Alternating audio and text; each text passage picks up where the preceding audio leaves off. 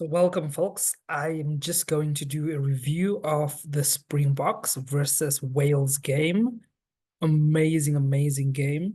I'm still in awe. It was pretty early in the morning, 6 a.m. my time, and it was worth getting up for. It was worth getting up for. First test of the season, first test of the year. Some new folks blooded into the Springboks team. Really exciting. And Wales were tipped to take a beating, but boy, did they stand up. They stood up really well. So I'm going to make this a 4-part series, and I'll just let you know right now what I'll be discussing. Firstly, I mean, the score was 41-13. Spoiler alert. That was the final score, and I'll give you a brief overview of how the match went, and then I'll jump into some of the key moments in the game that really turned the game on its head. I mean, the halftime score was 14-13.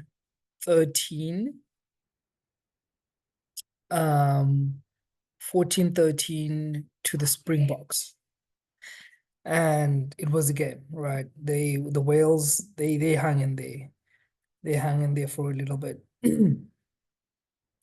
Second half, they came out with nothing.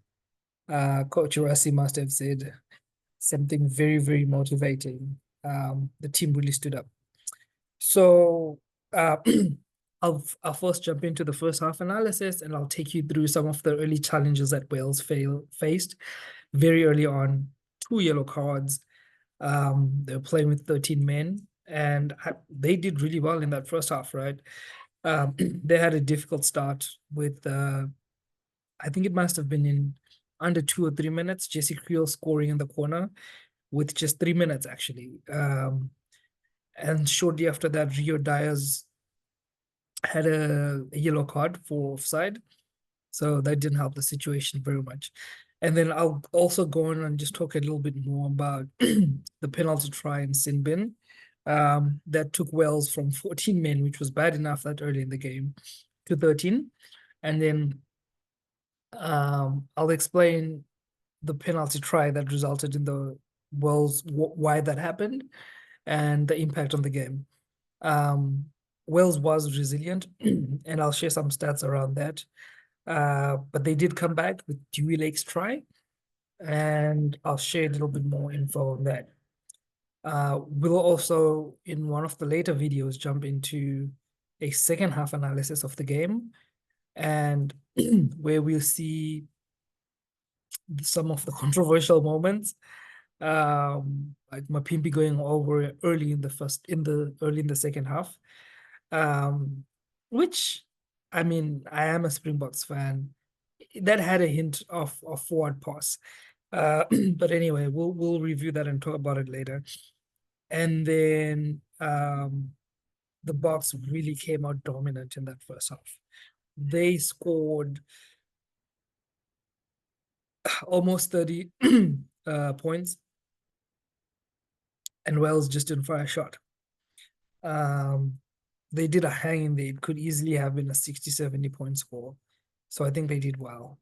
The other thing is Wales did struggle just certain parts of the game, particularly in attack. They just brought nothing. They had nothing. They showed nothing. There were some key performances from South Africa. Mapimpi stood out for me for his try and just the overall performance. And Bongi Mbonambi and Edward van der Merwe stood out too. Really excited for Edward on his debut. That was really fascinating, and he deserves it, right? I mean, he's young in test match terms, but he's by no means a young person at all, right?